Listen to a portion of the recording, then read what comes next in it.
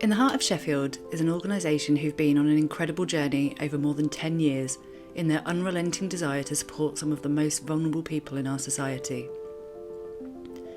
Their story began with the shared vision of two dedicated and inspirational women, Lara Bundock and Rachel Medina, but along the way, through many ups and downs, the kindness and generosity of others has been a consistent and invaluable part of their story, and at times has been the reason that the story has continued to be written.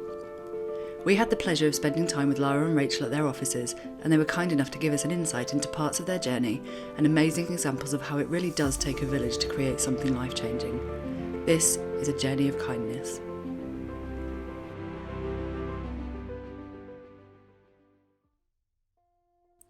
Back in 2011, Lara, who'd come from a background as a social worker, was working in a safe house supporting victims of human trafficking when she quickly realised there were problems with the system.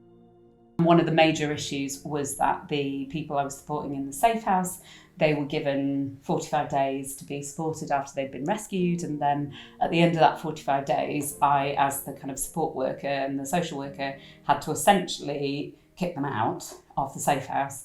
And then there was no follow-on support, there was no nothing. And like, it doesn't take a genius to work out what's going to happen at that point when somebody's been through a lot of trauma and they've only had 45 days of support.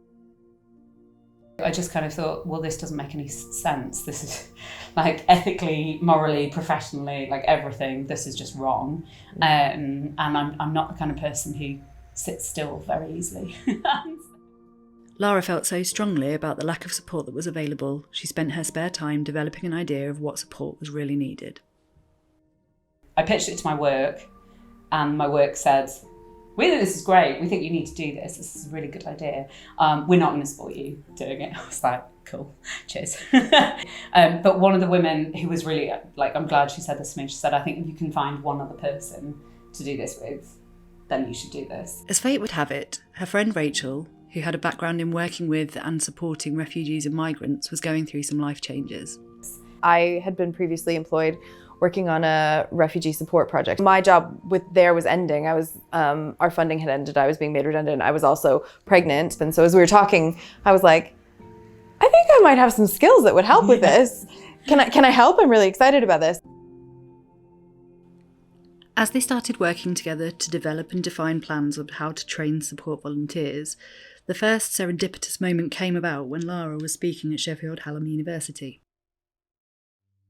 They knew my name from working in the safe house. Yeah. And they were basically like, oh, could you get up at the end and just like talk for like 10 minutes? And so I just got up and I kind of talked about what I did in the safe house, but we were just at the process of launching Snowdrop. And so I was kind of like, well, I'm going to throw this in. And in the audience was a guy who worked for Irwin Mitchell's, a massive legal agency. Didn't know that. He was like, oh, you should meet my boss. And I was like, turned up into this massively plush building and this guy like grilled me on what we were doing. And then he was like, great, that sounds good. Well, we will give you like free printing resources and we'll give you free training rooms and we'll do this and this. And I was like, sorry, what do you want from me?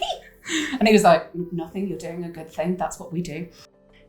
Through their hard work and determination, alongside the help and support of others, it wasn't long before the vision started to become reality. I went off to have my baby in December of 2012, but we had 10 trained up, passionate volunteers who were able to take on cases. They were also starting to gain recognition and support from Parliament. There were visits to Westminster, and they were part of important conversations which led to them co-authoring a report entitled Life Beyond the Safe House.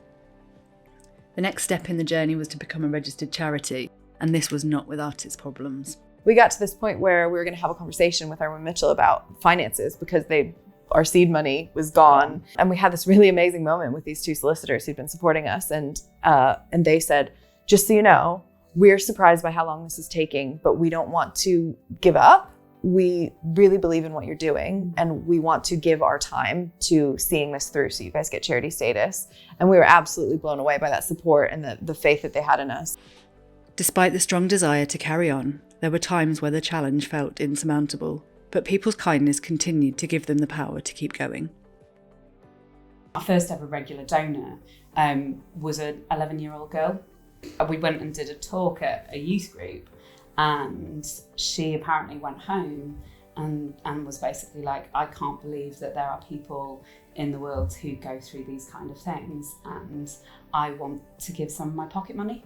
And so she started by giving £2.50 a month. And that was another one of those like points where I was like, I don't know if I can keep going. I don't know if I can keep this up. We have no money. And then this like regular donation of £2.50 a month starts coming in. And I'm like, okay, if an 11-year-old girl can give £2.50 a month, I can keep going.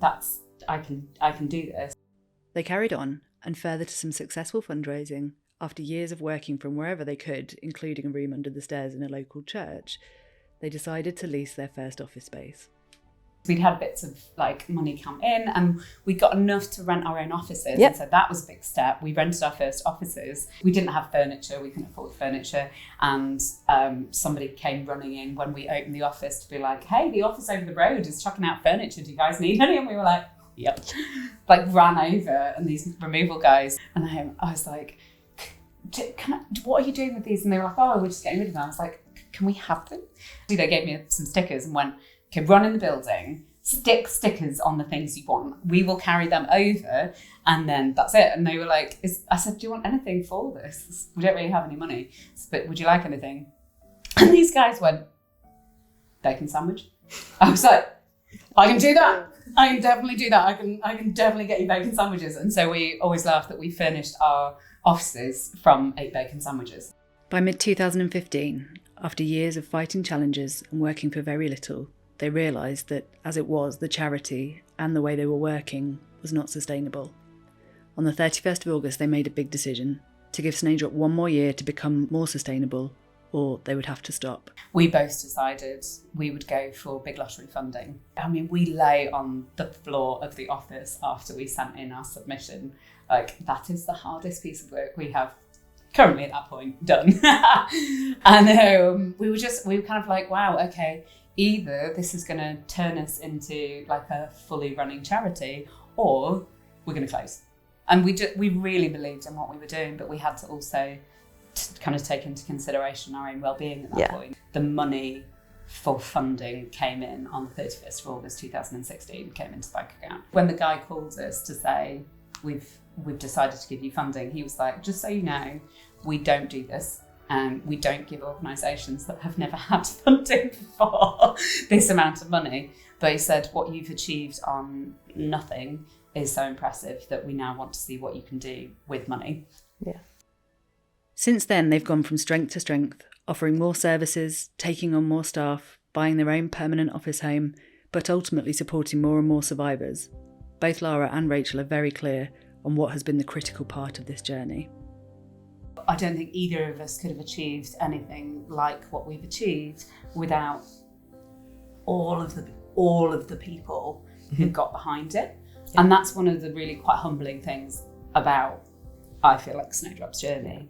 All of the staff that we have taken on are just the most incredible humans that you can meet, who are so passionate and so talented at what they do. And every time we hire people, I'm just like, how do we find these people that are absolutely incredible at what they can achieve and how they work in their position? The people who come on board, and whether they've run a fundraiser for us, or whether they've given to us, or whether they've given their time because they couldn't give money, or they've created things for us, or whatever it might be, just all of those people, like I see that is Snowdrop, that is who we are. It's just a momentum of people who believed in a vision and gone after it in whatever way people were able to do. And that for me is the most fabulous thing about Snowdrop is that momentum that it's created. If you'd like to find out more about the work that Lara, Rachel and the Snowdrop team do, and maybe even become part of their story yourself, please visit their website. Thank you so much, Lara and Rachel, for taking the time to share your incredible journey with us.